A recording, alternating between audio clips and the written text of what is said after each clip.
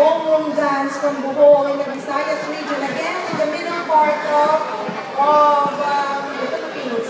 The Philippines was under the rule of Spain for more than 300 years. That's why all our cultures are mostly Spanish inspired.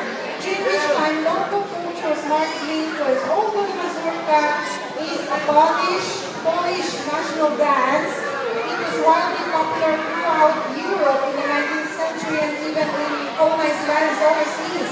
So Philippines is one of them. The Philippine version is ordinarily performed by men and women partners. Philippine dances derive from Spanish influences such as mazurka bongana, classified as sayawing Maria Clara dances. Maria Clara is the main female character in the Spanish era novel Noli Me Tangere, written by Filipino national hero Dr. Jose Rizal. Maria Clara also refers to the women's style of clothing popular during the Spanish time, which is worn as traditional Filipino costume even today. That's what they're wearing at the moment. Filipino performers dances like the mazurka bolana each wear a Maria Clara, a Spanish-inspired gown.